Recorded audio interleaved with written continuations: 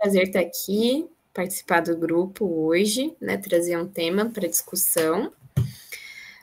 Ótimo, acho que deu certo, né? Sim. Legal. Então, obrigada por me receberem.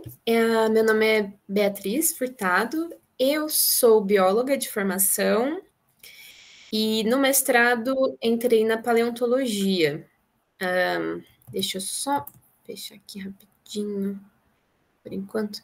No mestrado entrei nas geociências, né, dentro da área da paleontologia. Eu trabalho com paleoinvertebrados do Ordoviciano superior, então eles datam de mais ou menos 430 milhões de anos, né? Então é uma idade mais profunda, mas dá para ser muito mais antigo do que isso. E uma das técnicas que eu não trabalho diretamente com isso, tá? Mas me beneficio é a datação radiométrica para a gente ter um dado além do registro fóssil sobre em que momento da história da Terra a gente está, em qual momento aqueles organismos viveram, enfim, para a gente ter um parâmetro aí em relação à idade.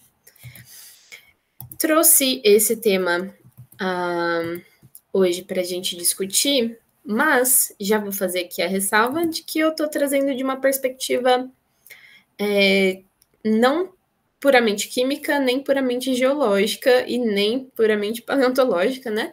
Mas a gente vai conversar sobre a técnica, um pouquinho sobre a história, né? Porque é relevante falar sobre a datação radiométrica, inclusive nos dias de hoje, e também como que se deu o advento dessa técnica.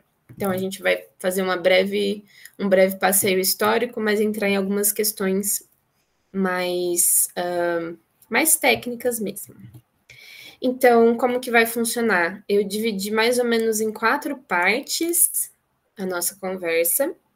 Fiquem à vontade para fazer perguntas e comentários ao longo da apresentação, mas se vocês se sentirem mais confortáveis em guardar tudo para depois, também não tem problema.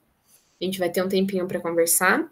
Vamos lá, só confirma para mim, a gente vai até 9h30 ou 9?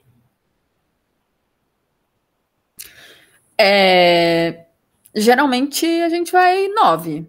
Tá ótimo. Então, aí eu já tenho uma estimativa do tempo. Então, a gente vai ter um tempinho para conversar no final também. Mas essa seria a ideia, né? Num primeiro momento, introduzir um pouquinho do assunto e da perspectiva com a qual a gente vai trabalhar. Num segundo momento, falar da datação das rochas mesmo, e daí eu vou mencionar muito brevemente a datação relativa das rochas. Então, vai entrar um pouquinho da paleontologia e também um pouquinho do que eu lido, mas então também a datação absoluta, que seria a datação radiométrica. A gente vai ver como funciona essa técnica. Por fim, aplicações, eu trouxe um caso da arqueologia e um da paleontologia para a gente discutir. E, por fim, algumas controvérsias, né, que talvez seja um tema um pouco delicado em alguns círculos para se conversar, às vezes muito questionado, e às vezes a gente não sabe muito bem de onde vêm esses questionamentos ou como lidar com eles, então eu também trouxe isso, até por ser um grupo que a gente não está discutindo só ciência, mas a fé e a ciência em relação. Então, primeiro a gente começa entendendo em que momento, né, ou em que panorama a gente vai falar sobre a datação radiométrica, que é pensar sobre a idade da Terra, a idade da vida. Esse é um vídeo bem curtinho, é um trecho, na verdade, de uma entrevista do William Lane Craig, que é um apologista bastante famoso. E esse é o título do vídeo, né? Qual a idade da Terra? E tá aí num canal que chama Deus em Debate, então você já tem uma ideia de como está sendo levada mais ou menos essa conversa. Então, eu vou reproduzir aqui.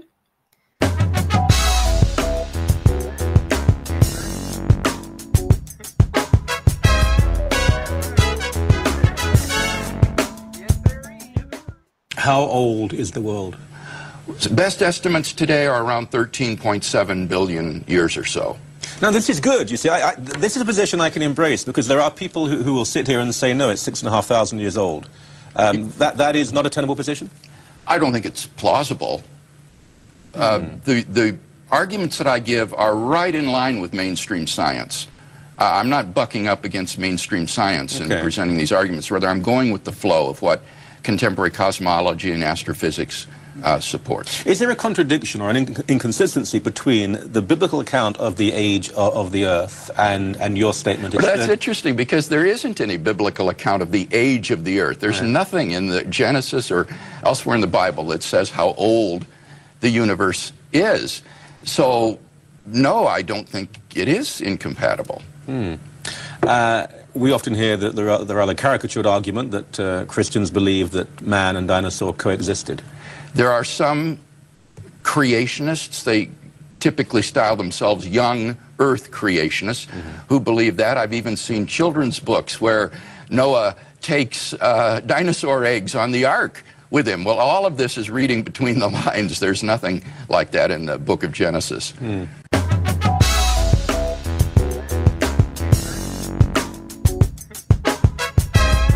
Queria só confirmar, vocês conseguiram escutar o áudio? Tinha a legenda, né? Mas o áudio funcionou? Sim, eu ouvi. Ótimo. Sim, funcionou. Legal. Sim. Ótimo, ótimo. Antes da gente falar mais sobre o vídeo em si, eu fiz só alguns apontamentos aqui que eu acho relevantes, né? O vídeo começa com o entrevistador perguntando qual a idade do mundo. E daí o William Lane Craig responde, as estimativas mais precisas estão ali em volta de 13,8 ou 13,6, que ele fala, bilhões de anos, BA aqui. E daí ele está falando da idade do universo, na verdade, e não da idade da Terra, que seria mais próximo de 4,6 bilhões de anos. Então ele deu uma pequena confundida ali nas informações. E ao fim, eles discutem um pouco, falando, bom, eu não estou indo contra a ciência mainstream, né, o debate científico mais relevante e consensual.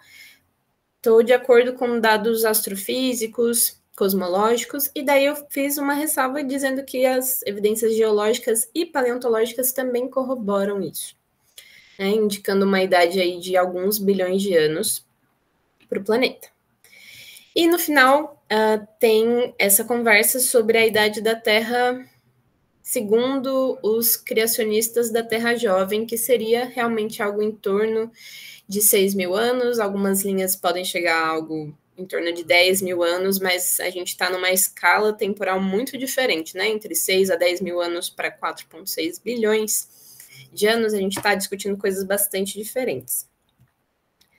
A gente pode trazer essa perspectiva, ou resgatar essa perspectiva no final, mas existe, de fato, essa briga pelas narrativas, e eu já vou pontuar que eu concordo muito com a fala do William Lane Craig, no sentido de que nenhum momento do Gênesis ou da Bíblia tem uma informação sobre a idade da Terra ou do universo, e tentar derivar isso diretamente da leitura do texto pode ser um pouco complicado, a gente tem que fazer algumas acrobacias na argumentação, e fica um pouco difícil de sustentar em face das evidências científicas. Se a gente ignorar a evidência científica, se torna uma outra conversa, mas tentar colocar uma diretamente em confronto com a outra talvez seja mais complicado.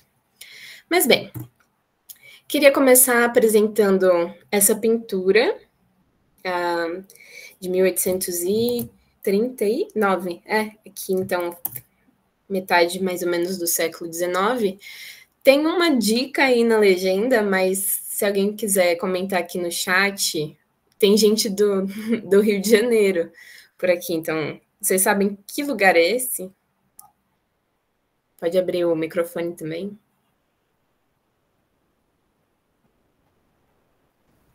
Eu nunca fui ao Rio.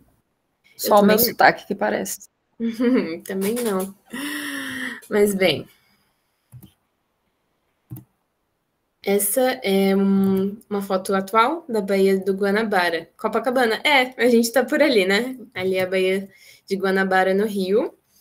E a gente tem mais ou menos 2 séculos de distância entre a foto e a pintura.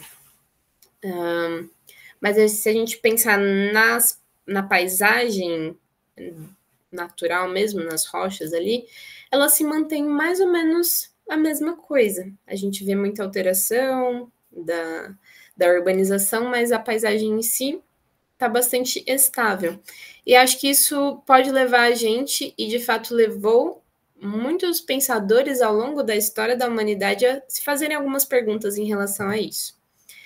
Que são, há quanto tempo a paisagem é assim? Qual é a idade dessas montanhas? Ou há quanto tempo elas existem dessa forma? Será que a paisagem se manteve a mesma desde a criação do mundo? Quando o mundo foi formado? Quantos anos a Terra tem? São questões que se entrelaçam, né? A gente começa em um ponto e vão surgindo outras que estão bastante relacionadas. E agora a gente vai fazer um panorama bem rápido sobre as pessoas que tentaram responder essas perguntas e como que elas fizeram isso, quem são essas pessoas, como elas fizeram isso, quais foram os marcos ao longo da história recente, né, na tentativa de responder. Acho que uma figura muito famosa que não dá para a gente deixar de mencionar é o James Ussher, que foi um arcebispo ali, viveu no século XVI, XVII, que ficou muito conhecido por prover uma idade muito precisa para a criação da Terra, que foi então no dia 23 de outubro de 4004 a.C., às 9 da manhã, a Terra teria sido criada, e ele chegou a essa data a partir de relatos e genealogias bíblicas. Aí eu fiz um asterisco, porque até pouco tempo, né, eles usavam o calendário juliano, mas depois mudou para o calendário gregoriano, e daí ele mesmo fez essa conversão na mudança de calendários, e esse seria o nosso 23 de outubro do calendário gregoriano. Essa data ficou muito consagrada e até pouco tempo era impressa, né, nas notas de rodapé de bíblias publicadas na Inglaterra por universidades inglesas. E se a gente fizer uma conta agora, sim, a Terra teria mais ou menos 6.000 anos de idade, o que seria bastante compatível com a visão da Terra jovem. Mas aí ele derivou as estimativas dele puramente do texto bíblico e que se consagrou, mas que pouco depois disso já outras fontes de informações já foram incorporadas para tentar responder essa pergunta. E eu começo a falar do Conde de Buffon, um pouquinho depois, já no começo do século XVIII, que tentou acomodar o texto bíblico nas observações que ele fazia do mundo natural.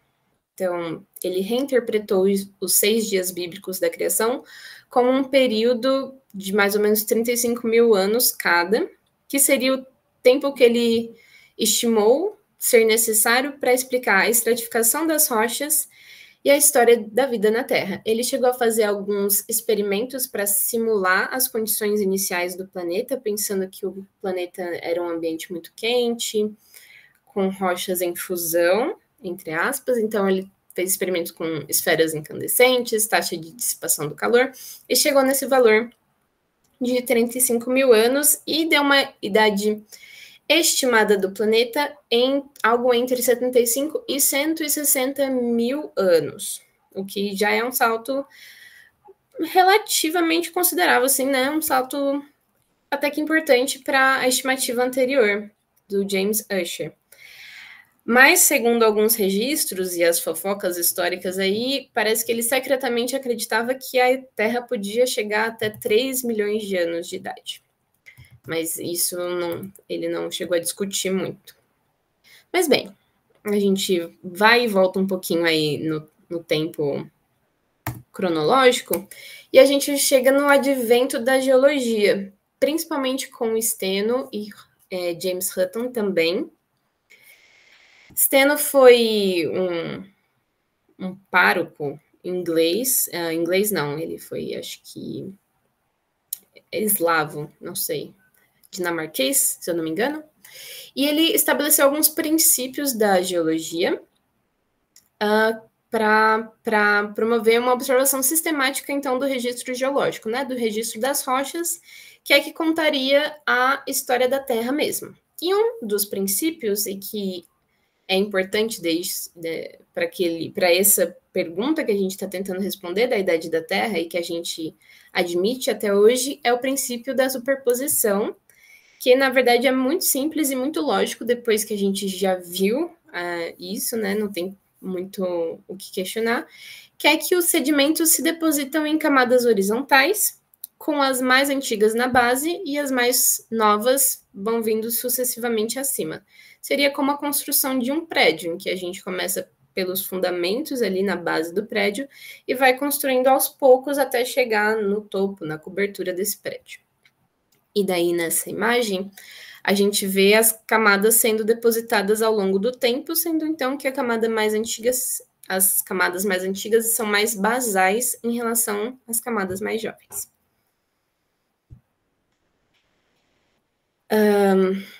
Então, isso, na verdade, só ajuda a gente a ter uma ideia de que, bem, a gente está vendo o registro geológico, a gente tem uma noção de que o que está mais embaixo aí nesse registro é mais antigo do que o que está em cima. Ok. James Hutton, ele recebeu esse título de pai da geologia, criou algumas hipóteses novas sobre a origem das rochas, que era uma coisa bastante até mitológica, até então, muito ligada à questão de Saturno e de Netuno, né? Rochas que vinham do mar, influenciadas aí pelo abaixamento das águas durante o dilúvio, mas ele via a paisagem à volta dele e as rochas e tinha uma noção diferente do tempo geológico, que foi uma das grandes contribuições dele, que é esse conceito do tempo profundo, algo muito maior e muito diferente do que a gente está acostumado a pensar em relação ao tempo, em que a gente conta os dias, as semanas, os meses, os anos e pensa nas décadas e séculos como períodos de tempo muito longos, mas aí ele traz uma nova questão, que é uma dimensão muito maior. E tem essa citação famosa dele, né? Falando sobre a história da Terra, que é: o resultado, portanto, de nossa investigação atual é que não encontramos nenhum vestígio do começo e nenhuma perspectiva do fim. Então, a história da Terra, ou a idade da Terra, era, de certa forma, incalculável. Não tem começo, não tem fim, é uma dimensão temporal muito grande para a gente estimar. E fica, então, a pergunta: como que a gente calcula, então, o tempo geológico? O que nos leva à segunda parte dessa conversa, que é como a gente data as rochas. E daí a gente vai mencionar brevemente a datação relativa também, lembrando do princípio de superposição do Nicolau Steno. Se a gente tem duas localidades, dois afloramentos, né? Então, são localidades em que as rochas estão expostas, dá para a gente ver, sequenciar ali. Se a gente vê no afloramento A, essas 4 primeiras camadas, e no afloramento B, a gente vê 4 camadas também, mas essa sequência está ligeiramente diferente. O que a gente pode fazer, e a gente até pode tentar correlacionar essas rochas, mas o que a gente vê aqui é que se o tempo corre de baixo para cima, e a gente sabe que a camada 1, por exemplo, é mais antiga que a camada 4, a gente pode vir aqui no afloramento B e ver que a camada A é mais antiga que a camada D. Mas a gente também pode correlacionar isso no sentido de ver que a camada 1 é muito similar à camada B, à camada 2, à camada C, à camada 3, à camada D. A 4 já não tem uma correspondência no afloramento, no afloramento próximo, né? No afloramento B. Assim como a camada A do segundo afloramento não tem uma correspondência no afloramento A.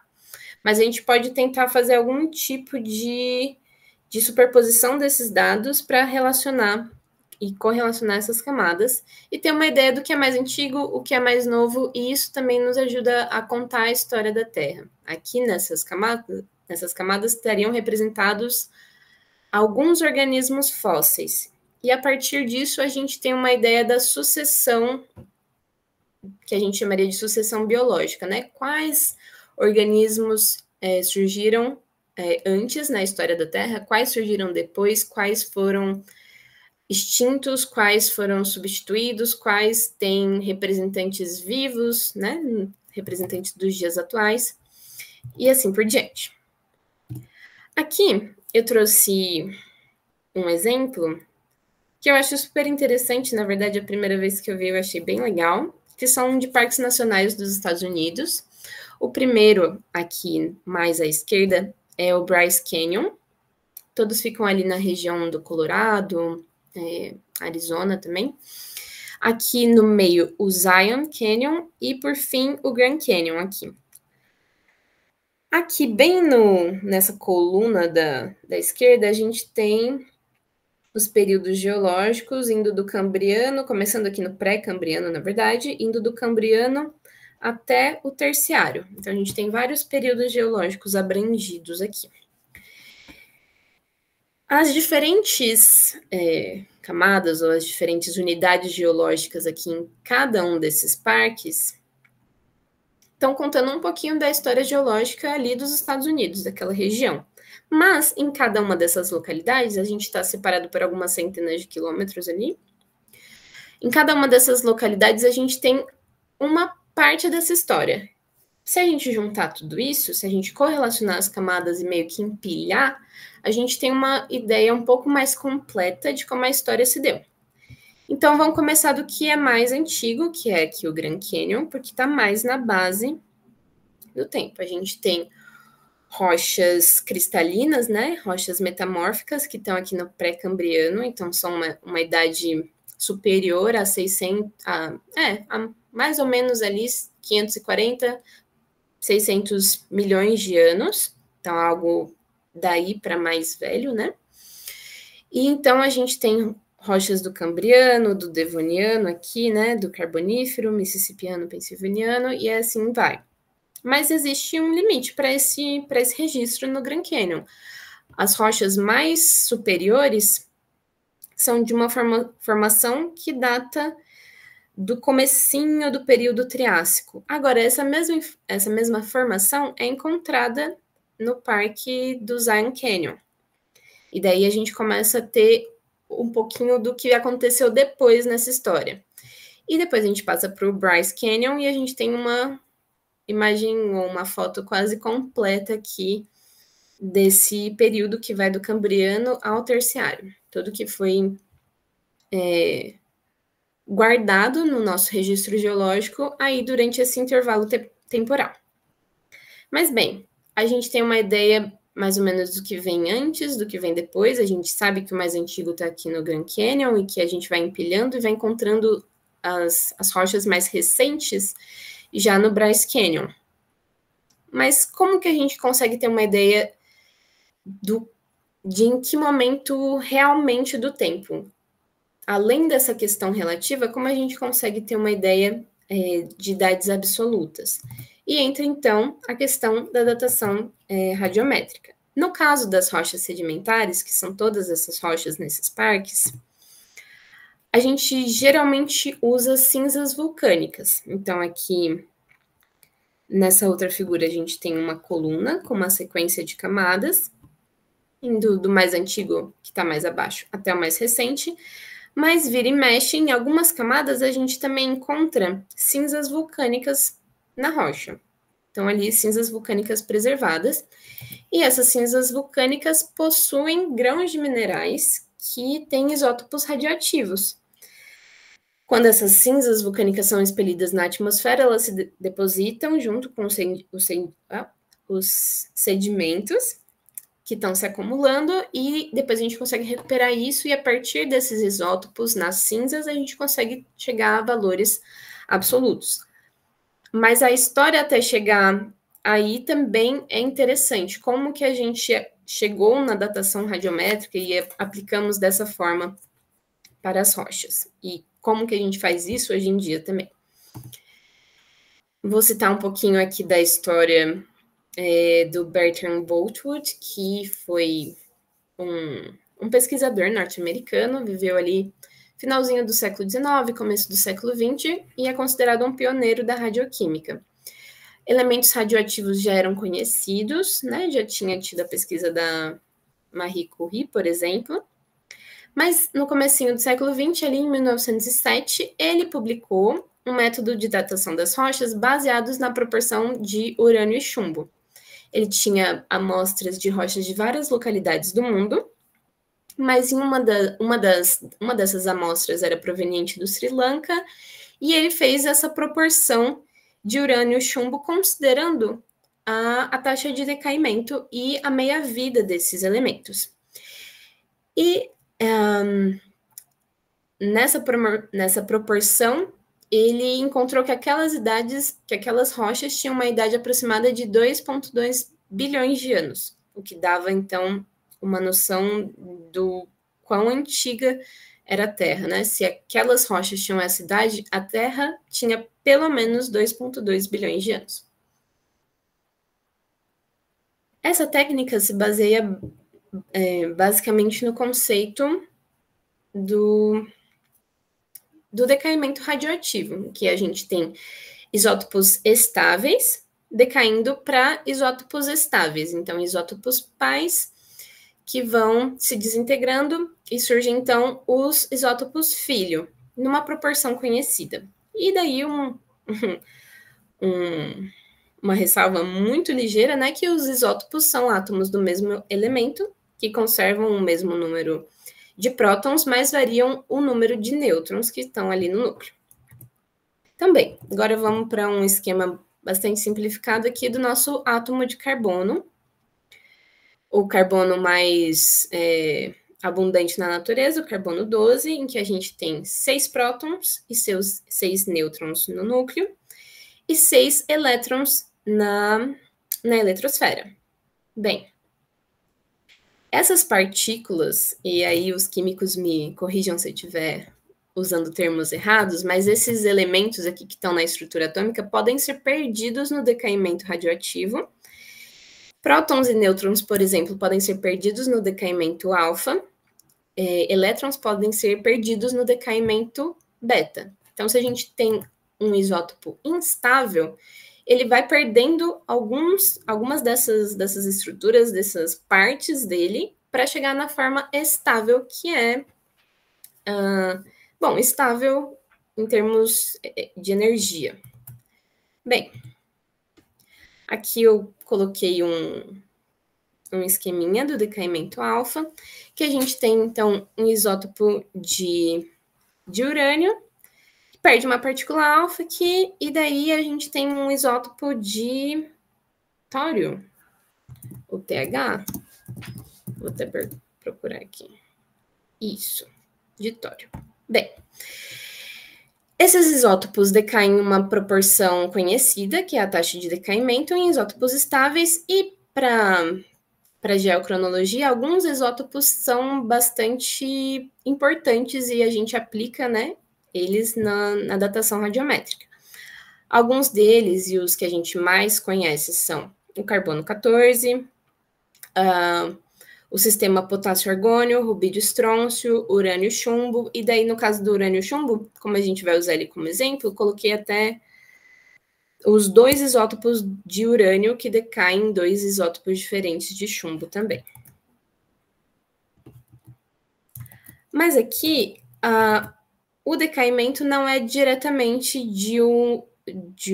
do urânio para o chumbo. Existem algumas reações intermediárias até chegar no isótopo estável. Então, aqui o urânio sofre uma série de decaimentos, alfa e beta, até então chegar na forma final e estável, que é o chumbo. O chumbo 207, nesse caso aqui, né? Do urânio 235 vai para o chumbo 207. Urânio 238 aqui vai para o chumbo 206. A gente começa, então, no nosso isótopo pai, dos isótopos do urânio, e chega nos isótopos filho. E aí a gente se depara com um conceito de meia-vida, que é o período de que é necessário para que metade dos isótopos pai se transforme ali nos isótopos filho. E daí eu só coloquei essa ressalva de que, quando a gente fala de desintegração, o átomo não deixa de existir, né? Mas aquele elemento é transformado e já não é aquele, mas um outro elemento, uma forma estável. Aqui a gente tem o gráfico de decaimento do tempo de meia-vida do urânio 238 e a formação, então, do chumbo 206. O tempo de meia-vida do urânio 238 é aproximadamente 4,47, 4,5 bilhões de anos. Esse, então, é um método bastante empregado quando a gente está datando rochas cristalinas, rochas bem mais antigas. Em rochas sedimentares, eu particularmente nunca vi alguém usando essa duplinha para datação, esse método. A gente, quando vai datar coisas mais da ordem de 1 bilhão de anos para cima, já começa a encontrar artigos que citam, então, o urânio chumbo como método para datação. Mas vamos dar uma olhada bem rapidinha no procedimento. Já estou aqui de olho no tempo. Então, eu vou só mostrar algumas imagens e a gente vai ver como é o passo a passo. Então, primeiro de tudo é a preparação das amostras, e essa é, na verdade, a única parte que eu já fiz e que eu conheço mesmo do processo. Primeiro é mapear a unidade que você quer lá no campo, ver qual é a relação dessa unidade com outras ao redor dela, como ela se apresenta ali na sua área de estudo. Coletar essas amostras, geralmente você tem que coletar bastante, embora você vá, no final, ter uma quantidade bastante pequena da rocha, a gente coleta bastante, daí chega no laboratório, higieniza para garantir que não haja contaminação, a gente brita, macera, peneira a amostra, tem aqui umas peneiras, a gente vai decantar os minerais, e então, usando o exemplo da datação por urânio chumbo, nesse caso, né, a gente faz um primeiro método aí de separação por suscetibilidade magnética. E a gente isola, então, os grãos de zircão que estão presentes na nossa amostra. Para o processamento, a gente leva esses grãos de zircão para o MEV, né, para o microscópio eletrônico de varredura. A gente dá uma olhada, então, nesses grãos que estão aqui nessa prancha escura, para a gente ver, primeiro que a gente prefere mais, ou tende a preferir aqueles que têm um formato mais prismático, que está o formato do cristal mais conservado mesmo. E a gente dá uma olhada no núcleo desse zircão, ver como aquele cristal foi crescendo. Dá para a gente ter uma ideia já a partir deste passo, mas claro, tem que ter algum cuidado, um double check aí. Se a gente está vendo um zircão que foi crescendo de forma mais ou menos homogênea, ou se houve um evento de recristalização daquele zircão. Então, a gente tem um núcleo que tem uma idade, né, um núcleo de uma idade, e o resto do mineral cresceu em um outro momento. A gente seleciona, então, aqui no passo 3, 1 ou 2 grãos que vão ser dissolvidos, e a gente vai ter uma solução de todos esses elementos. A solução vai ser filtrada aqui em uma coluna de troca iônica para manter o urânio e o chumbo, e a gente vai ter ali, no final, uma concentração bem baixa de urânio, bem baixa de chumbo, para a gente poder finalmente levar e fazer a espectrometria de massas. Então, a gente tem uma solução resultante ali no final, que vai ser ionizada aqui, e esses íons aqui vão correr em feixes diferentes. E esses feixes vão ser proporcionais, né? A gente vai ter a proporção de cada isótopo de urânio, cada isótopo de chumbo presentes naquela solução que a gente ionizou. A proporção de isótopos diferentes que a gente vai ter que vai ter um output um pouco mais, um pouco menos amigável do que isso daqui, né? Vai indicar a idade dos cristais na amostra. Então, a ideia é que, se a gente tem mais elementos pais, a amostra é mais jovem. Se a gente tem mais elementos filho, né, isótopos filho, a amostra é mais antiga, porque então mais tempo se decorreu para que os isótopos sofressem então esse decaimento. Chegando então em aplicações. Eu trouxe um exemplo da arqueologia, que eu já confesso que não é minha área, trouxe um exemplo que eu achei interessante, mas eu não estou próxima desse caso, não sei responder perguntas muito específicas sobre isso. Mas na arqueologia a gente usa muito carbono 14, que é um isótopo que tem um tempo de meia-vida bem mais curto, tá? Ali na ordem de 5.000 anos, 5.000 e um quebrado.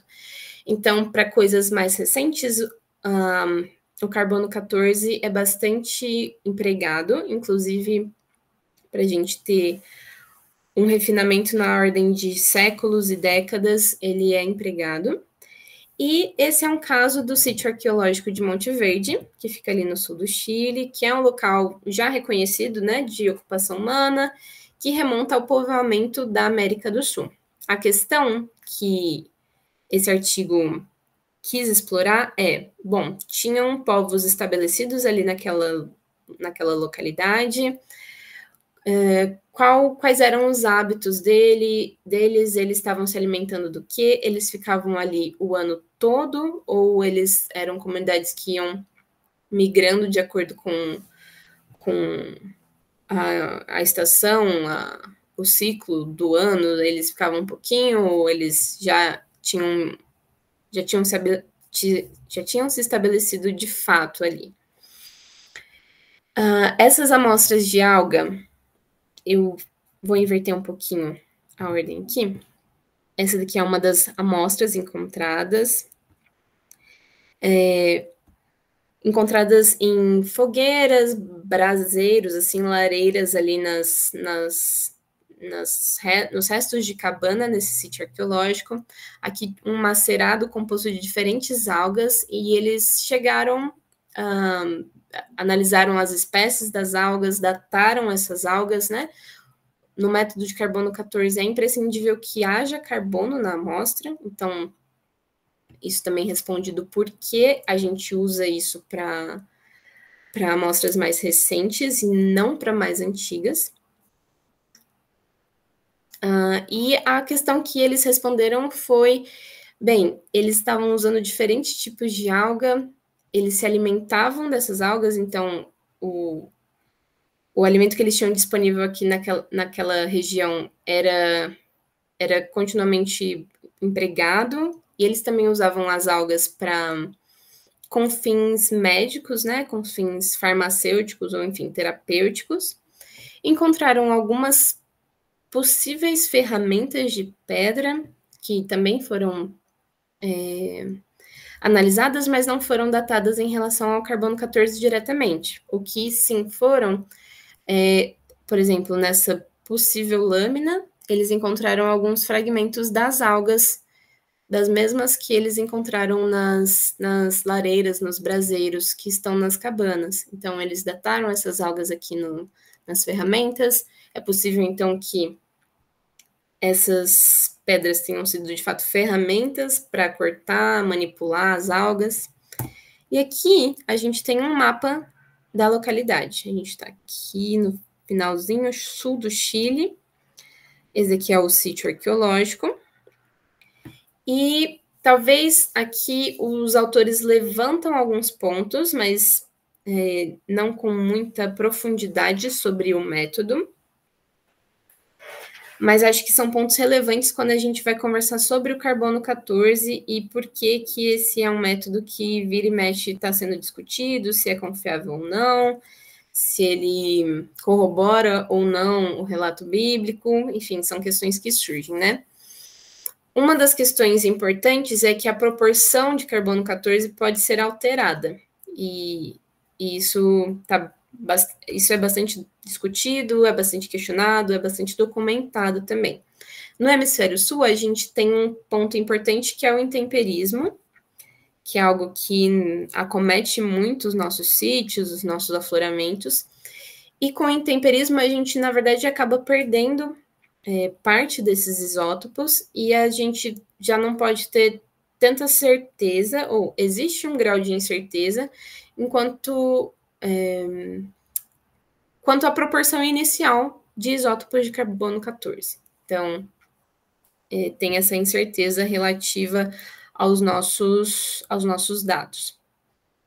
Um outro ponto que é necessário, é discutido e é, na verdade, ponto de partida para as pesquisas a respeito do método, é a calibragem a depender do tipo de material com que a gente está lidando. Existem, por exemplo, diferentes parâmetros ou diferentes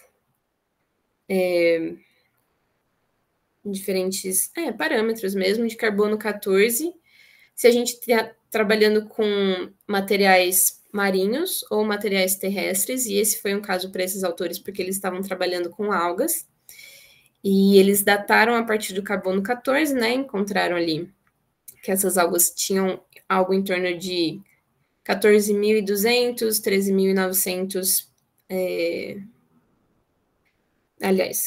14.200 milhões de anos, 13.900 milhões de anos. 14.200 milhões de anos, isso. Gente, me confundi, tudo bem. Como eles estavam trabalhando com algas, esse foi um ponto levantado pelos revisores, né? Bom, esse é um material marinho, talvez o método que vocês usaram não está calibrado para o material que vocês têm.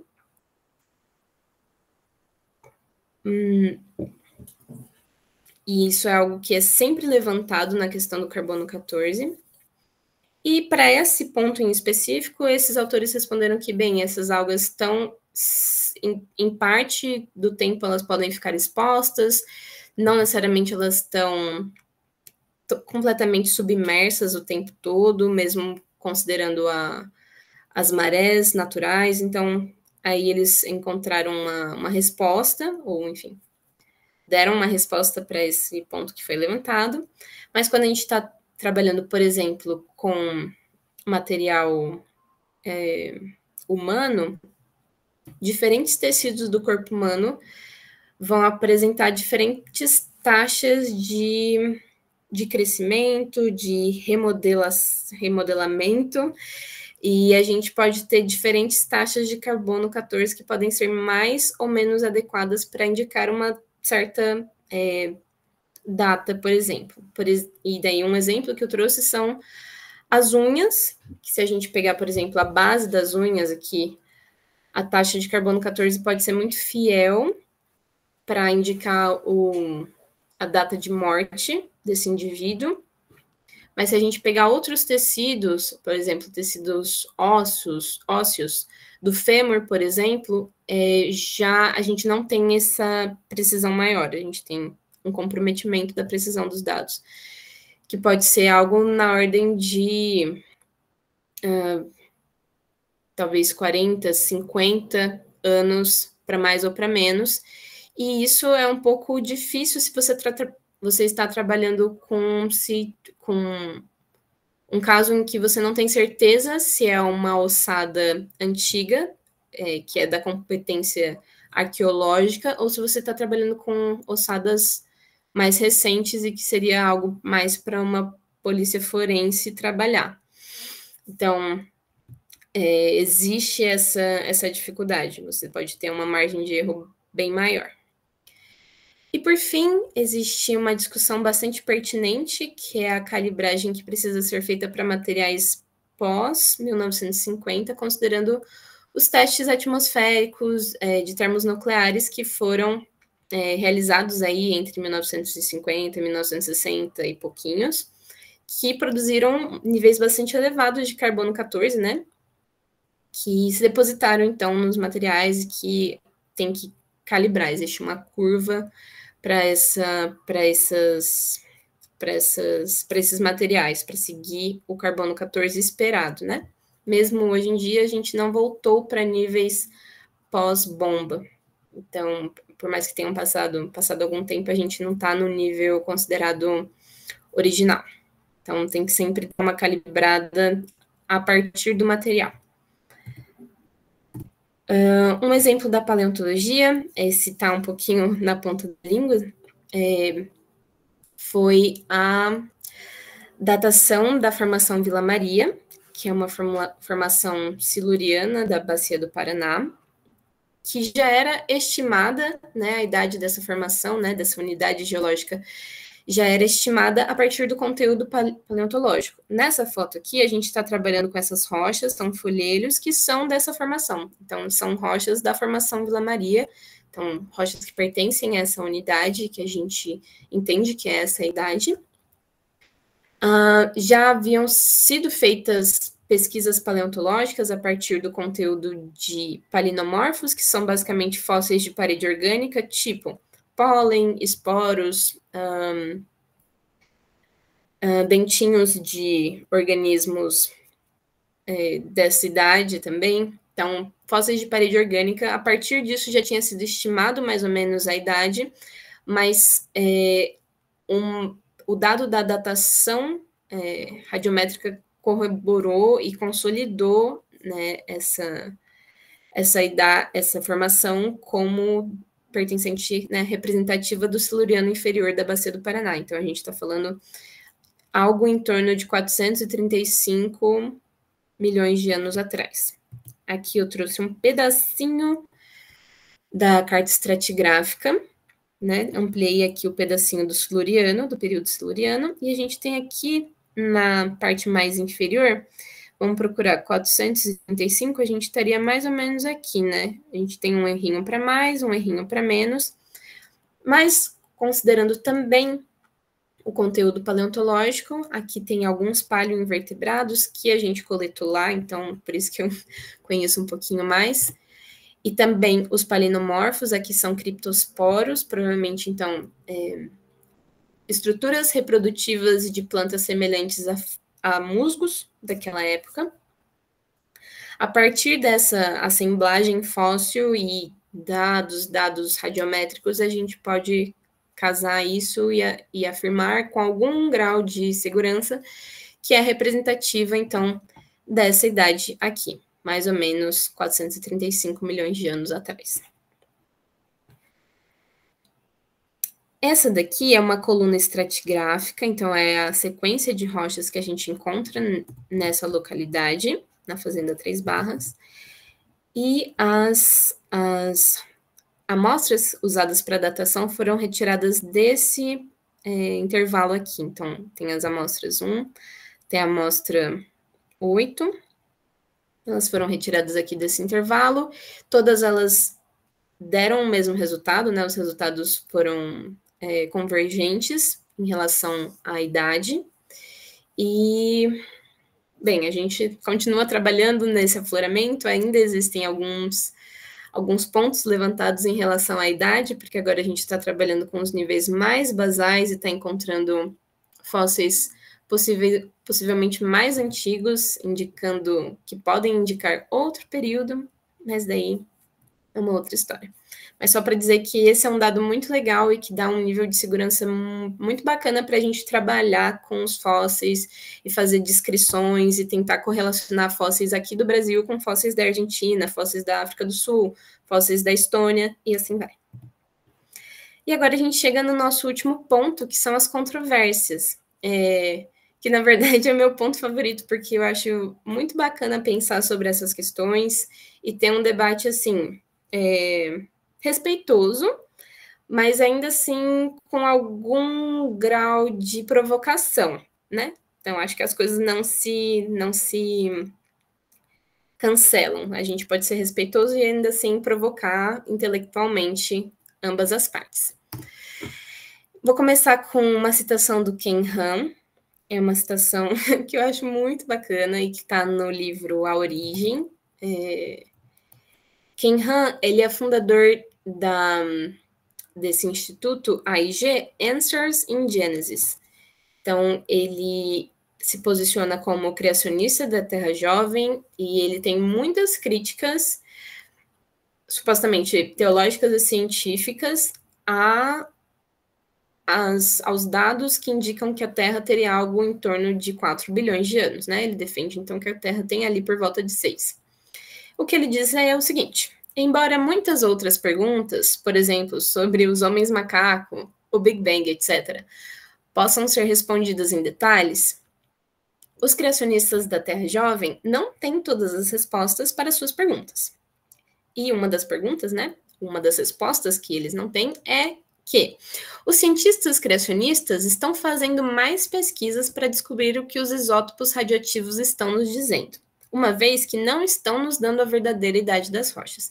Ele comenta isso no livro, ele não vai mais a fundo nesse tópico ao longo do texto dele, do capítulo dele, mas ele deixa uma nota de rodapé falando, bom, aparentemente todos os métodos de datação radiométrica que a gente tem foram calibrados de acordo com o método urânio-chumbo.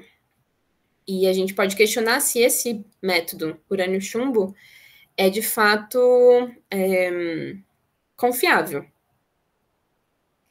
E daí ele deixa um link para a página do Answers in Genesis, que tem uma série de artigos discutindo o método, mas a gente vai chegar lá. Aqui eu também queria compartilhar um vídeo, esse está em português, que é do Dr. Naor, eu acho que é assim que fala o nome dele, Naor Neves. Ele é geólogo pela Unesp, se eu não me engano, doutor em geologia, em geotecnia. Não sei se atualmente, 2024, ele continua lecionando, mas até pouco tempo ele lecionava numa faculdade confessional, uma faculdade adventista. E então, esse também é um corte de uma entrevista dele que tem esse título, né? Alguma coisa está errada com a datação radiométrica? E daí a gente vai ver rapidamente esse vídeo.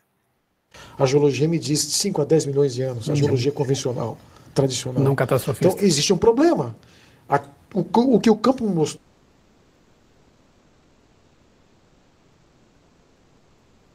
as pesquisas de laboratório me mostram um tempo rápido.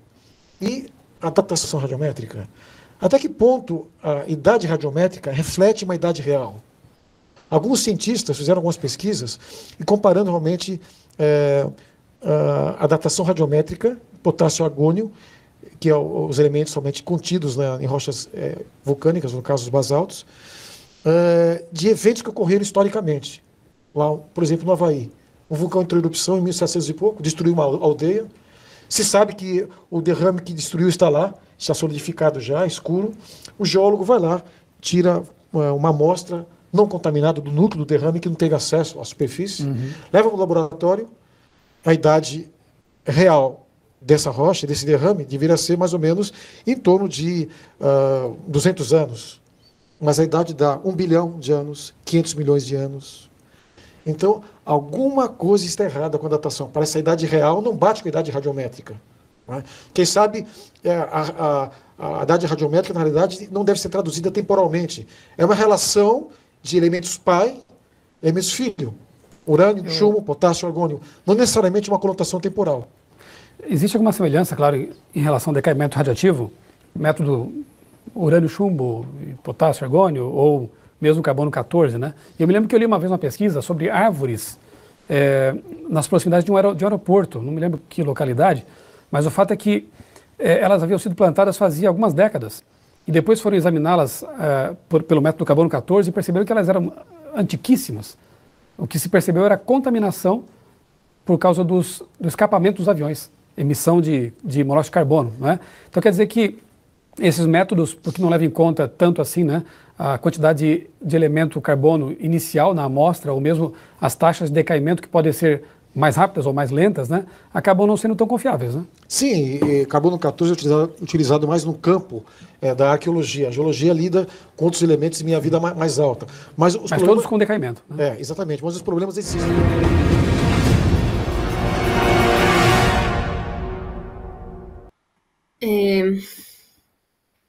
Eu acho que vale a pena só comentar por que esse debate me interessa, né? Eu acho que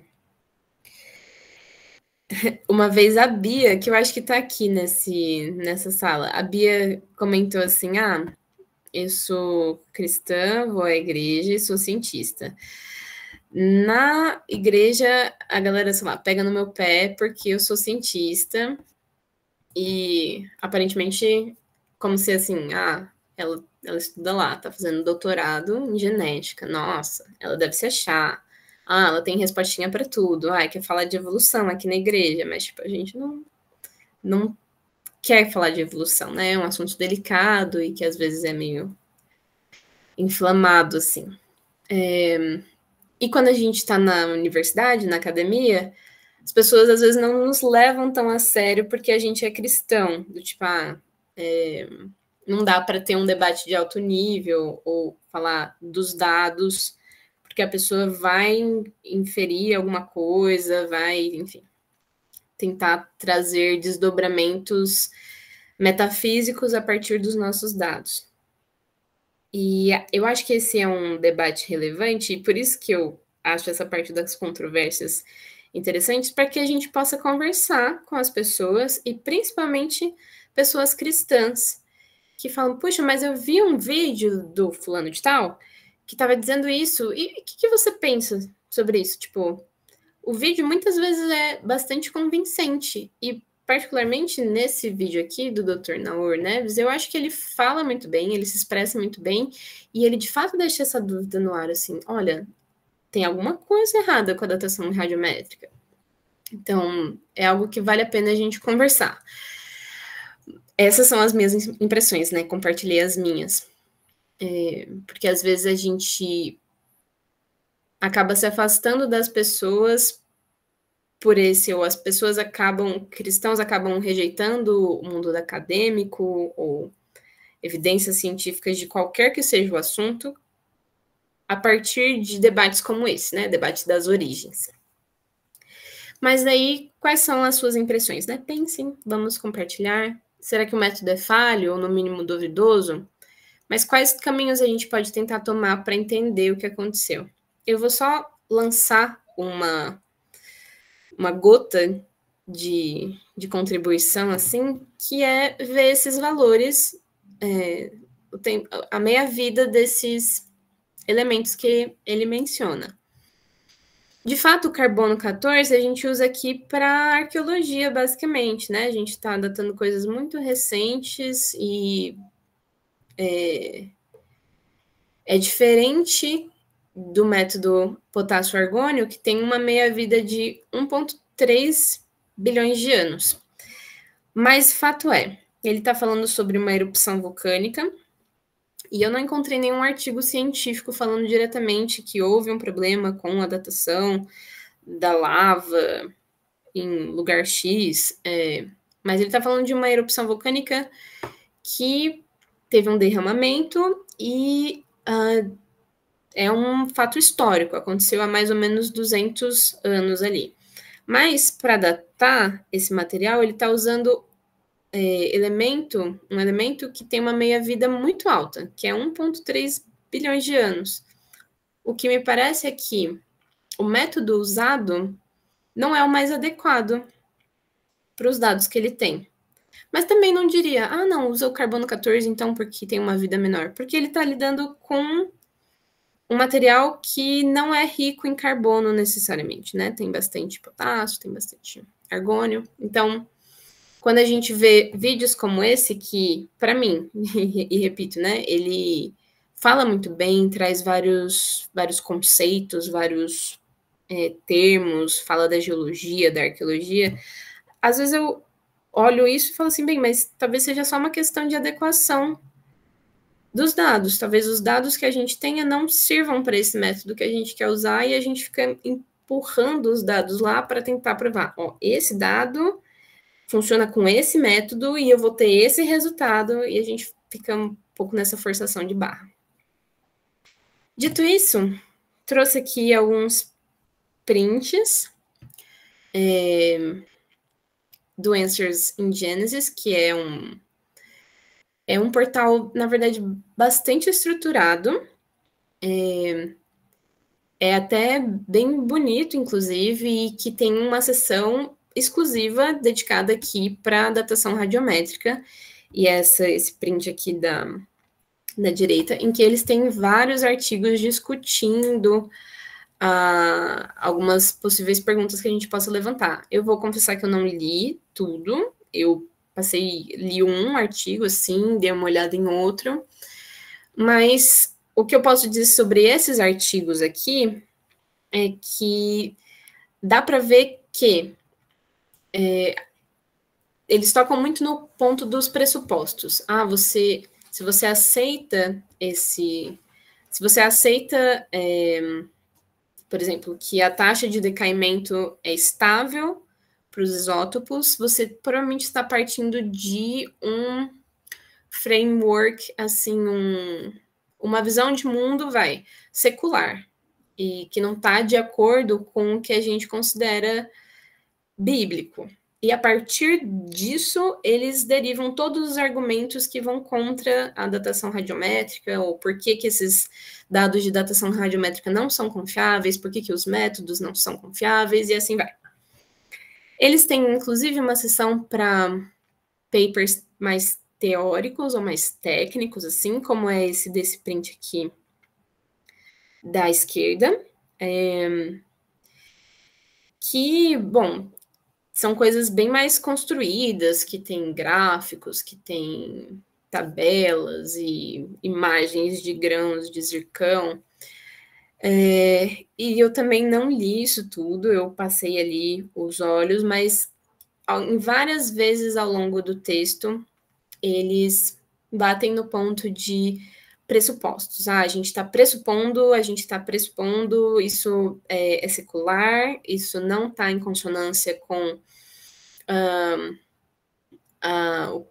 o catastrofismo, né? Isso está partindo de uma visão uniformitarista, isso não é bíblico, então a gente tem que, com os nossos dados, mostrar que a gente tem que, na verdade, mudar os nossos pressupostos para uma visão bíblica, para então a gente encontrar nos nossos dados o que a gente quer ver. Então, a argumentação também é construída dessa forma. E, bem, gente, infelizmente, todos esses nomes aí são pesquisadores que, bem, fizeram graduação, mestrado, doutorado, pós-doutorado, e que agora são pesquisadores independentes. Muitos deles não estão em centros acadêmicos de renome. Esse é um ponto muito delicado e que, de certa forma, me traz um pesar pela comunidade cristã, porque cria uma atmosfera um pouco segregacionista mesmo, né? De pessoas cristãs não podem fazer uma ciência em centros de referência. Mas fato é que eles estão toda hora questionando a ciência mainstream, assim, e a história, e a gente tem inclusive exemplos brasileiros, assim, é que existe uma separação, daí essa pessoa vai para tá bom, então vai para uma instituição que parte dos seus mesmos pressupostos e cosmovisões, se a gente preferir, né, de cosmovisão, e daí você faz a ciência que você quer, e daí a gente tem essa ideia de que a gente está no mesmo nível de debate, ou a gente está realmente partindo, tendo um debate equilibrado e que é um debate científico e não outro tipo de debate. E daí eu defendo que esse não é exatamente um debate científico. Esse é um outro tipo de debate. Mas eu acho que eu queria trazer... eu acho que eu encerro por aqui, né? Para a gente ter uns 20 minutinhos para conversar. Queria agradecer a presença e agradecer, em especial, duas pessoas. O primeiro é o colega Arthur, que também estava aqui nessa sala, pelo menos no comecinho. Agora eu não sei mais, já perdi as visões de telas. E é o meu colega Pedro, lá do IG, da Unicamp, que tentou, inúmeras vezes me explicar bastante sobre arqueologia e que daí dessas conversas surgiram insights para eu comentar aqui, mas eu já vi que trabalhar com pessoas não é a minha coisa, eu sou muito mais dos bichos e bem, bem fósseis mesmo. Então, obrigada, gente, e fico aqui para a gente poder conversar um pouquinho. Vou parar a gravação aqui.